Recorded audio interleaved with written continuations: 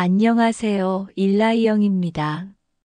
이 채널은 마음의 속도를 잠시 늦추고 삶의 방향을 다시 바라보는 오디오북입니다.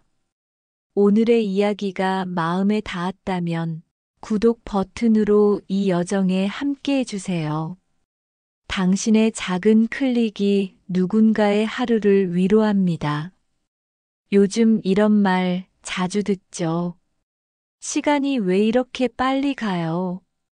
하루가 순식간이에요. 저도 가끔 그 말을 해요. 그런데 문득 이런 생각이 듭니다. 정말 시간이 빨라진 걸까요? 아니면 우리가 너무 서두르고 있는 걸까요? 며칠 전 카페에서 어떤 장면을 봤어요. 두 분이 마주 앉아 있었는데 둘 다 대화 대신 핸드폰만 보고 있더라고요. 테이블 위엔 식지 않은 커피와 대화 대신 읽음 표시만 남은 채 그 모습을 보는데 마음이 조금 서늘했어요. 함께 있으면서도 서로에게 집중하지 못하는 세상, 그게 지금 우리의 속도 같았거든요. 요즘은 뭔가를 빨리 하는 능력이 가장 중요한 미덕처럼 여겨집니다. 빨리 먹고, 빨리 일하고, 빨리 대답해야 하는 세상. 느림은 뒤처지는 것으로 취급되죠. 그런데 정말 그런 걸까요? 느림은 게으름이 아니라 살아있음을 느끼는 또 다른 방식 아닐까요? 오늘은 그 이야기를 해보려 합니다. 마음의 속도를 늦추면 보이는 것들, 그 느림 속에서 우리가 잊고 있던 삶의 품격을 찾아보는 시간이에요. 한 심리학자는 이렇게 말했어요. 사람의 마음은 몸보다 느리다.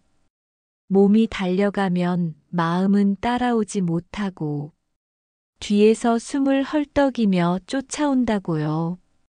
우리는 늘 바쁩니다. 해야 할 일 약속, 메시지, 알림. 잠깐의 멈춤조차 죄책감처럼 느껴지는 세상이에요.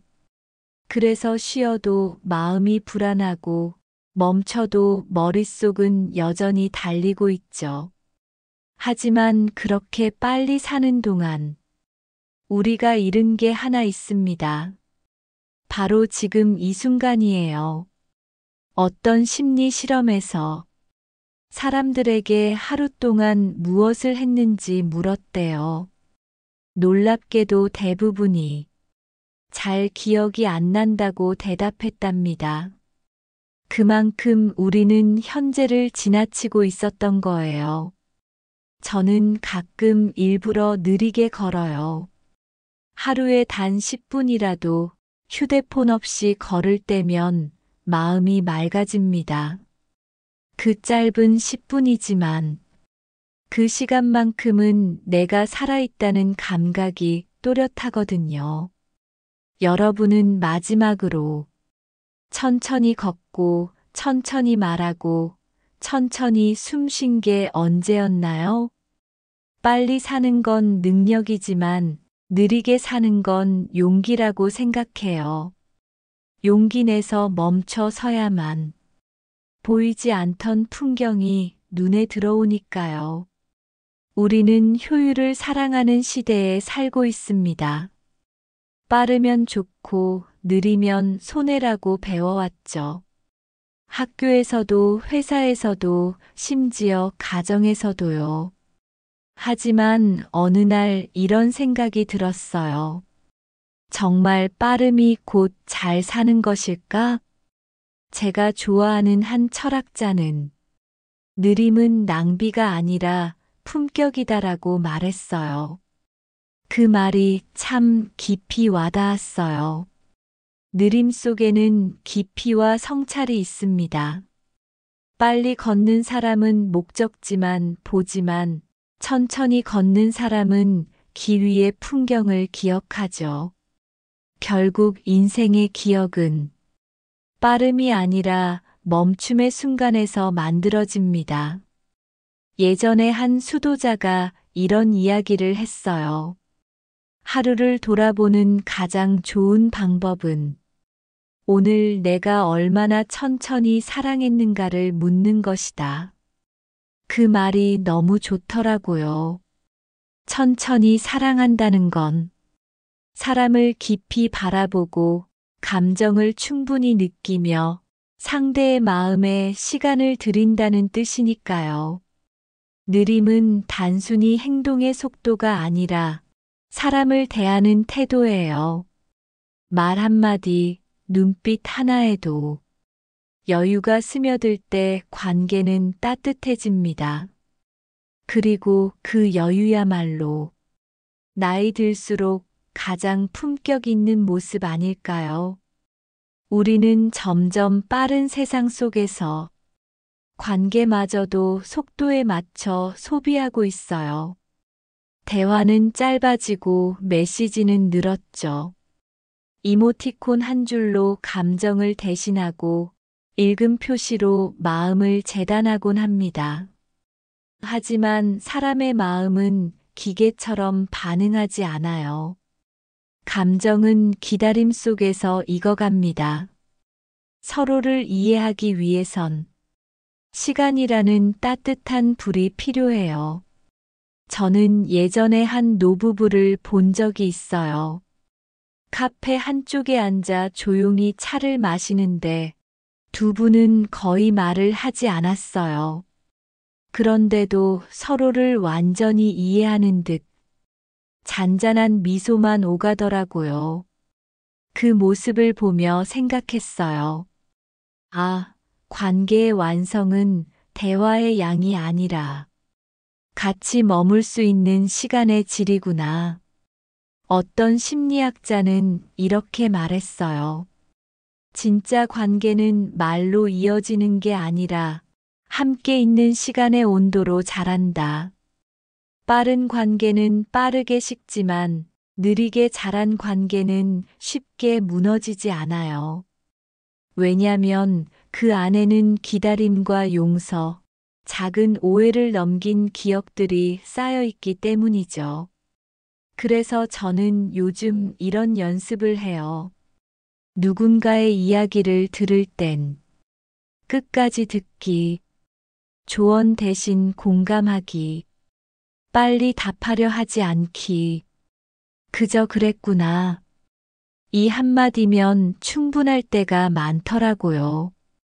여러분도 혹시 서두르느라 놓치고 있는 관계가 있지 않나요? 빠름보다 중요한 건 서로의 속도를 맞춰가는 일인 것 같아요. 자연은 늘 제 속도로 살아갑니다. 아무리 봄을 재촉해도 겨울은 끝나야 꽃이 피죠.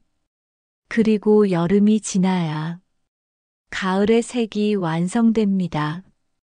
자연은 서두르지 않지만 언제나 제자리를 잃지 않습니다. 그건 느림의 자신감이에요. 어떤 철학자는 이런 말을 했어요. 진짜 성장은 조용히 일어난다. 꽃이 피는 소리를 우리가 듣지 못하듯 인생의 변화도 조용히, 그러나 꾸준히 이루어집니다. 우리도 그걸 배워야 해요. 기다림의 시간 속에서 삶은 단단해지고 마음은 깊어집니다. 저는 가끔 이런 상상을 해요. 나무 한 그루가 사람이라면 얼마나 조급했을까. 빨리 잎을 내야 하는데 이제는 지치니까 그만 자라야 하나. 아마 이런 생각에 괴로웠겠죠. 하지만 나무는 아무 말도 하지 않습니다. 그저 햇살이 오면 그걸 받아들이고 비가 오면 조용히 흙을 마십니다. 자연의 리듬에 자신을 맡기죠. 우리도 그랬으면 좋겠어요. 조금 늦어도 괜찮아요. 세상의 시계보다 내 마음의 시계를 따라가면 됩니다. 가끔은 계절을 닮은 사람이 되고 싶어요. 서두르지 않고 때가 되면 조용히 피어나고 이유 없이도 아름다운 그런 사람. 느림의 마지막은 결국 나를 다시 만나는 시간입니다. 너무 바쁘면 마음이 내 목소리를 잃어요. 그래서 문득 멈춰 섰을 때 텅 빈 듯한 허무감이 찾아오죠. 하지만 느림은 그 공허를 채워주는 공간이에요. 조용히 앉아 스스로에게 묻습니다. 나는 지금 괜찮은 걸까? 내가 진짜 원하는 건 뭐였을까? 이런 질문들은 바쁠 때는 들리지 않아요. 하지만 마음의 속도를 늦추면 그 작은 속삭임이 들립니다. 어떤 심리학자는 이렇게 말했어요. 자기 자신을 이해하는 사람은 삶을 통제하려 하지 않는다. 그저 함께 흐를 줄 안다. 저도 그 말을 좋아해요. 예전엔 모든 계획대로 정해진 시간 안에 해내야만 잘 살고 있다고 생각했어요. 하지만 어느 순간 깨달았죠. 그건 삶을 이끌어가는 게 아니라 삶을 끌려가는 거였다는 걸요. 요즘은 조금 달라졌어요. 계획이 틀어져도 괜찮다고 생각해요. 조금 늦어도 돌아가도 괜찮아요. 길이란 결국 나를 데리고 가는 과정이니까요. 여러분도 가끔 멈춰서서 스스로를 다독여 주세요. 조급한 마음 대신 괜찮아, 지금도 잘하고 있어. 이 말을 꼭 자신에게 건네보세요. 그 말이 마음에 닿는 순간 삶의 속도는 자연히 느려지고 그 느림 속에서 평온이 피어납니다. 우리는 늘 바쁘게 살아갑니다.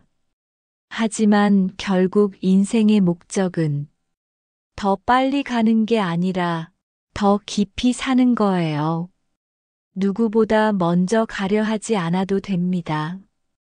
당신만의 속도로, 당신만의 리듬으로 오늘을 살아가면 충분해요.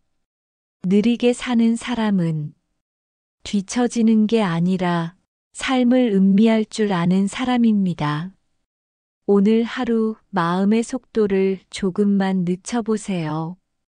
그 느림 속에서 당신이 놓치고 있던 행복의 얼굴을 다시 만나게 될 거예요.